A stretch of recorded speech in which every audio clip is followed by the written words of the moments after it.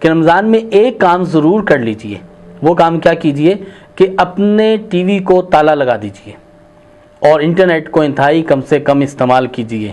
جی کیوں؟ اس لیے کہ روزہ اللہ کے لیے ہے. جب روزہ رکھنے کے اندر ہم بہت سی حلال چیزوں کو چھوڑ دیتے ہیں، کھانا حلال ہے لیکن ہم روزے میں اس کو چھوڑ دیتے ہیں، نہیں کھاتے. پانی پینا حلال ہے لیکن روزے کو نہیں کھاتے، روزے میں جو پانی کو نہیں پیتے. اسی طرح سے بیوی کے ساتھ تعلق حلال ہے، روزے میں بیوی کے ساتھ تعلق کو قائم نہیں رکھتے. اسی طرح رمضان میں بہت سے معاملات جو کہ حلال ہیں، جائز ہیں، ہم انہیں کنٹینیو نہیں رکھتے. تو بتائیے رمضان میں کیا نامحرم کو دیکھنا کیسے حلال ہو جائے گا، کیسے جائز ہوگا؟ تو اس لیے ہمیں سب سے پہلے تو کوشش یہ کرنی ہے کہ ہم روزے کے اندر جب بہت سی حلال چیزوں کو چھوڑ دیتے ہیں تو ہم بہت سی حرام چیزوں کو بھی چھوڑ دیں، بد نظری سے اپنے آپ کو بچا لیں. اور اب تو رمضان میں ایک تباہی یہ بھی مچ چکی ہے کہ رمضان میں ایسے ایسے پروگرام جو ہے رمضان کے عنوان سے جو ہے وہ بنا لیے جاتے ہیں جس میں سارا وقت رمضان کی جو اصل عبادت کو، رمضان کے اصل فائدے کو لینے کا ہے وہ اس میں گزر جاتا ہے. مثلا افطار کے وقت میں دعا قبول ہوتی ہے، اب افطار کا سارا وقت ہمارا ٹیلی ویژن کے آگے گزر جاتا ہے اور اس وقت کو دعا کی قبولیت سے ہم محروم ہو جاتے ہیں. ہم چاہتے ہیں کہ ہماری زندگی کے مسائل ختم ہوں، ہم چاہتے ہیں ہماری پریشانیاں ختم ہوں، ہم چاہتے ہیں ہم مصائب سے باہر نکلیں، ہم چاہتے ہیں اللہ ہماری سن لے، ہم چاہتے ہیں اللہ کی مدد ہمارے ساتھ شامل حال ہو جائے، اللہ کی مدد ہمیں مل جائے.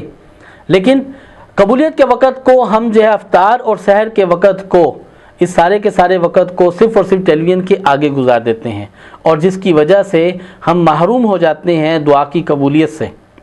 اگر ہم دعا کی قبولیت چاہتے ہیں، اپنے اوپر رحمتیں برکتیں چاہتے ہیں تو خدا را اس وقت میں ٹیلی ویژن کو بند کر کے افطار سے پہلے اپنے آپ کو اللہ کے حضور پیش کر دیں اور اس وقت اللہ سے، اپنے رب سے ہم کلام ہو جائیں اور اپنے رب سے مانگنے لگیں.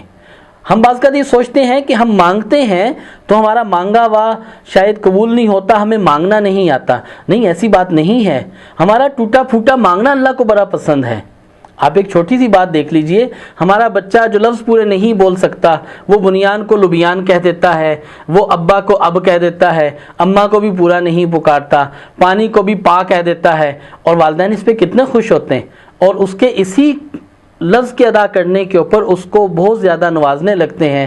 تو جناب جیسے ہم اپنے ٹوٹے پھوٹے الفاظ سے اپنے رب کو پکاریں گے تو کیسے ممکن ہے کہ وہ نہیں کرے گا؟ وہ تو ماں سے 70 گنا زیادہ محبت کرتا ہے.